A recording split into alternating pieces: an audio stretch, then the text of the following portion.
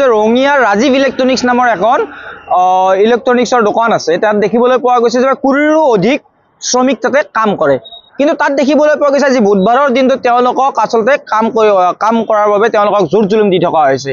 এই ক্ষেত্ৰত অতি দুৰ্ভাগ্যজনক বিষয় যে তেওঁলোকে আচলতে সম্পূৰ্ণ আইন সম্পূৰ্ণ নিয়ম নীতি আচলতে তেওঁলোকে ভৰিৰে মহাৰা পৰিলক্ষিত হৈছে। তেওঁলোকৰ বিৰুদ্ধে কোনো ব্যৱস্থা গ্ৰহণ কৰা পৰিলক্ষিত হোৱা নাই।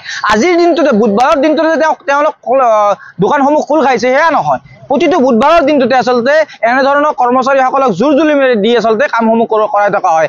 নিয়ম অনুসৰি যদি বন্ধৰ দিনটোত নিয়ম অনুসৰি যদি শ্ৰমৰ আইনৰ থকা নিয়ম অনুসৰি যদি বন্ধৰ দিনটোত যদি শ্ৰমিকসকলক কাম কৰিবলৈ দিয়া হয়, তেতিয়াহ'লে তেওঁলোকক যদি তেওঁলোকৰ যদি দিনটোৰ হাজিৰা যদি 400 টকা হয় বা 500 টকা হয়, তেওঁলোকক সেই দিনটোত বন্ধৰ দিনটোত 1000 টকা ডাবল দিবলগীয়া হয়। কিন্তু তেনেকুৱা কাৰ্য কৰা আচলতে দোকানীসমূহে কৰা পৰিলক্ষিত হোৱা নাই।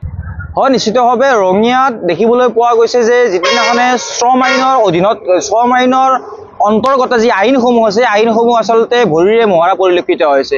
শ্ৰম আইনৰ ক্ষেত্ৰত যি আচলতে আমাৰ যিসকল কৰ্মচাৰী আছে, সেই কৰ্মচাৰীসকলৰ বাবে বুধবাৰৰ দিনটোত যি আচলতে তেওঁলোকক সকাহ দিয়াৰ উদ্দেশ্যে তেওঁলোকক বন্ধৰ বাবে আচলতে যি নিয়মাৱলী আছে, সেই নিয়মাৱলী সম্পূৰ্ণ আচলতে ভৰিৰে মহাৰা পৰিলক্ষিত হৈছে। একাংশ দোকানীয়ে একাংশ ব্যৱসায়ীয়ে আচলতে এনেধৰণৰ কাৰ্য কৰা পৰিলক্ষিত হৈছে। আৰু বৰ বিশেষভাৱে আমি জানিবলৈ বিচাৰিছোঁ যে বহিৰাগত যিসমূহ আচলতে ব্যৱসায়িক আছে, এই ব্যৱসায়িকসমূহে আচলতে এনেধৰণৰ কাৰ্য কৰা পৰিলক্ষিত হৈছে।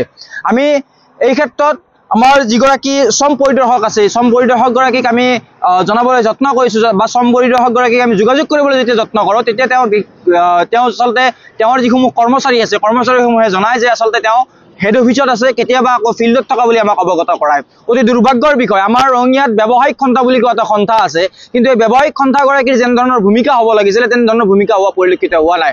অতি দুৰ্ভাগ্যজনক বিষয়। ৰঙিয়াৰ ক্ষেত্ৰত যিসকল কৰ্মচাৰী আছে, আমি কিছু সংখ্যক কৰ্মচাৰীক তেওঁলোকে আমাৰ লগত গোপনে যোগাযোগ কৰে আৰু গোপনে যোগাযোগ কৰাৰ পৰিৱৰ্তে আমি জানিবলৈ পাওঁ যে তেওঁলোকে যদি এই ক্ষেত্ৰত তেওঁলোকে আমাৰ ওচৰত বা তেওঁলোকে মুকলিমূৰীয়াকৈ এই ক্ষেত্ৰত তেওঁলোকে বিৰোধিতা কৰে, তেনেহ'লে তেওঁলোকক কামৰ পৰা উলিয়াই দিয়াৰ তেনেধৰণৰ তেওঁলোকৰ বিৰুদ্ধে ষ্টেপ লোৱা পৰিলক্ষিত হয়। সেয়ে আমি অনতিপলমে এই ক্ষেত্ৰত ব্যৱস্থা গ্ৰহণৰ বাবে আমাৰ শ্ৰম পৰিদৰ্শকগৰাকীক আমি অনুৰোধ জনাইছোঁ আমাৰ যি ব্যৱসায়িক সন্থা আছে, ব্যৱসায়িক সন্থাই বিহিত ব্যৱস্থা লওক আৰু ব্যৱস্থা লৈ আমাৰ যিসকল আমাৰ শ্ৰমদাতা আছে, শ্ৰমদাতাসকলে এক সকাহত দিয়াৰ উদ্দেশ্যে তেওঁলোকে ব্যৱসায়িক সন্থা আৰু শ্ৰম পৰিদৰ্শকগৰাকীয়ে ব্যৱস্থা গ্ৰহণৰ